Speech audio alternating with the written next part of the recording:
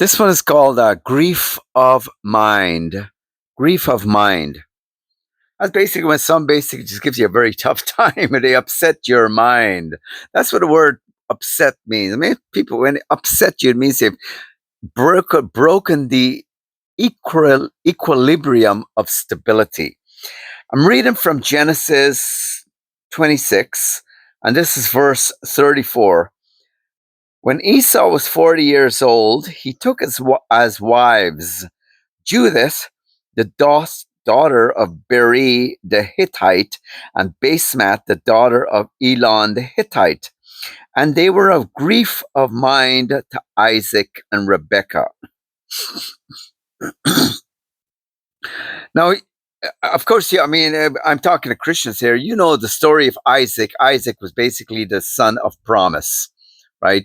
He's the one basically was born in a lot of ways supernaturally, where Abraham couldn't childbear really. He was like 99 years old, and Sarah was totally old, past the childbearing time frame. But yet they had Isaac. Isaac is basically the son of promise. As a Christian person, you are going to be separated. Number one. Number two, you are definitely going to fulfill the scriptures by where Jesus says, in this world, you will have tribulation, but be of good cheer, for I have overcome the world. Now, it doesn't mean that you haphazardly float through life and that everything just comes along. You kind of, oh, well, it's got to be God's will, and just kind of accept it of it. You also have to be very aware, and I speak when I'm talking right now, I'm just speaking from an inspirational standpoint, because I would have loved people told me this when I was young. So I had to learn a lot of this the hard way, and I'm still learning it. And the thing is about the Hittites were enemies of Israel. Israel basically means Prince of God. So when you see Son of Promise, Prince of God, you see this a relational factor of God, the Blessed One, with his blessings upon some people. Would he like to bless everyone? Of course he would. But it doesn't happen this way. Some people are not blessed. Some people are not blessed. And what they will bring is a direct revelation of why they're not blessed and that they are not blessed. The word of God says that the curse of the Lord is on the house of the wicked. Okay? Wicked people have a tremendous gift to provoke you. What they're provoking from your life is the joy, the peace, and the righteousness. They're provoking you out of that state. They want to be misery loves company. I'm sure the Beri and Basemath, the daughters of the Hittites, the Judith and Basemath, who were from Beri and Elon the Hittite, is that they obviously had a child rearing, a breeding, a bred stock going on inside of them. So they were going to operate and live and behave a certain way. It was predictable what they were going to do. The thing is about Isaac. Isaac basically, Jacob and Esau had this falling out. And Esau basically was always the one he was a wild man. He was considered a man of the field, the wild man. God didn't really take to him too lightly, because he saw God's blessing, that he could basically give God a blessing from the wild of the field, and he didn't give thought that God wanted to be treated with a certain level of dignity. You don't give God something from the wild of the field. God wants something that is more something that's good from you, right? So you don't just give him anything, right? You have to be careful what you give God. in your vows, in your prayers, and whatever. And this is where you can be a grief of mind to God also. When you don't give him your best, he would much rather your best before God, by the way, is to basically confess. That is your best. Your best before God is confess.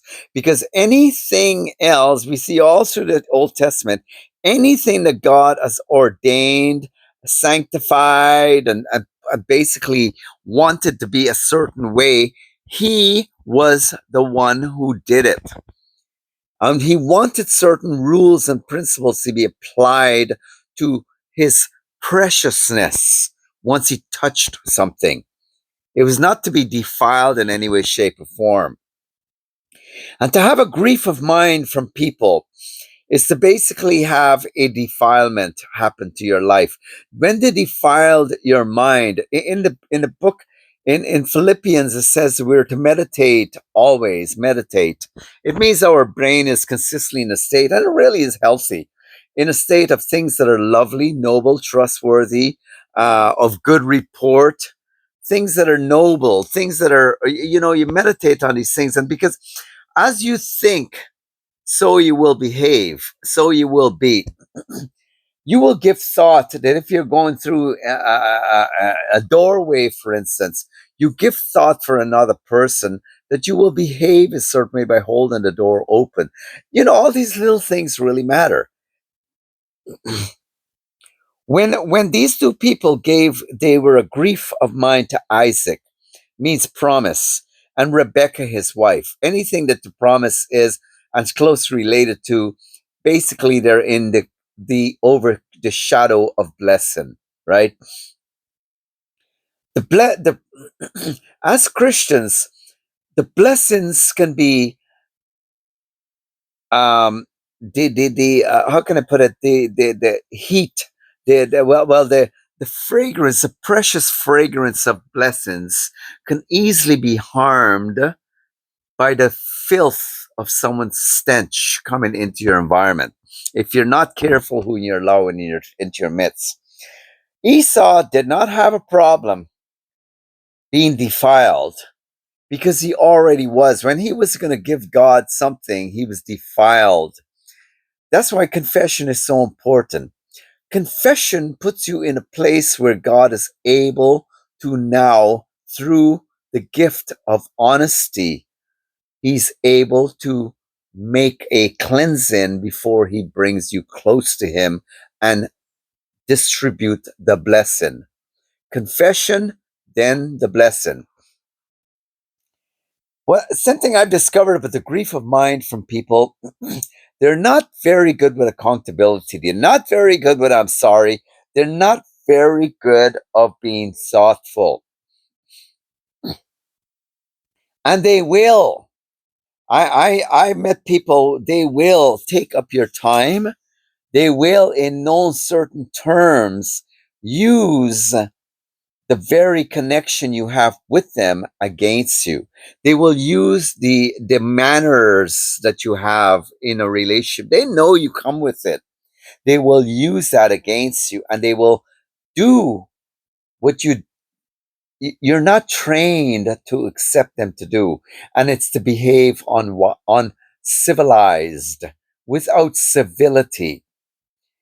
Being a grief of mind to anybody, when people don't even think for a moment that they are actually being odious, repulsive, they've stepped past a stage of shame. They don't have no shame anymore. They're so filthy. Their garments, they don't have a mind, to say the least, that they stink. They stink of spiritual defilement, and they stink of evil spirits that are gladly to be in their environment because the environment is very welcoming to evil spirits. People can be a grief of mind to you because they are so grievous. Do you know how they deal with their grief too? Because everyone has grief. Their grief, when they have it, because they're still part of the human race, is that they deal with it with the hardness and the harshness of heart. They are not soft hearted to allow it to deeply impact them enough to find healing. So instead of it healing, they become grievous and bitter. The bitterness is a lot of their motivation. And whatever you have going on with them, they will at some point or another be grief of mind to you. They will be grievous to you when you are trying to get something done productively and they don't give two bits about your productivity. As a matter of fact, they oppose the good things of life. They sabotage your life. They know because their father, the devil, has enough um, uh, um, people who will give in to them that they can use the poor me attitude to get themselves funded through life, that they don't really have to change. God has an end for them, and it's very sad. One of the things about being grieved of mind by people, it is really important to take note, and it's really important that you have to make a choice, and God will help you because God does not want His good things in your life to be so tampered with that it puts you backwards. Your life before God is He's called the Most High. And as you ascend, He does not want you to be going up the ladder and coming back down, going up the ladder and coming back down. People are only willing to go so far.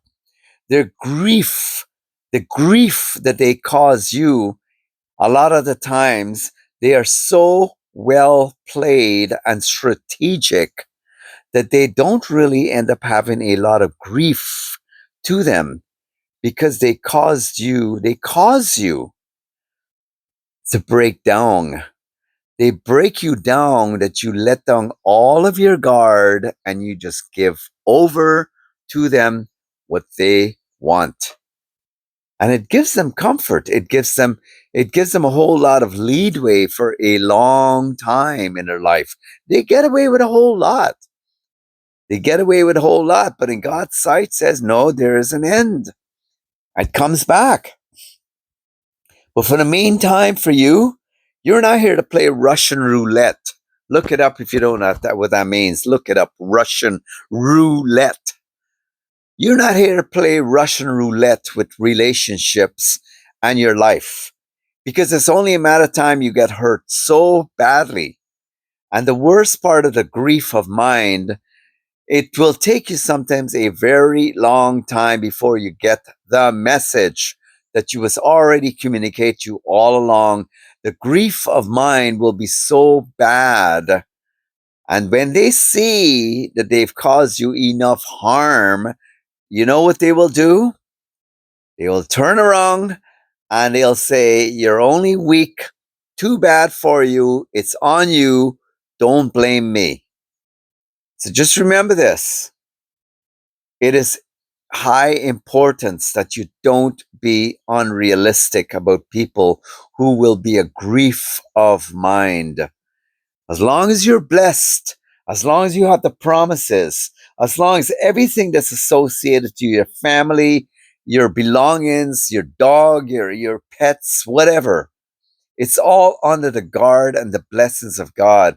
But as soon as you allow or you even open up the doorway to someone else who may be a family and they bring troubles, their troubles will come in through the front door of your life eventually. It is a hard life and it involves a whole lot of cutting off.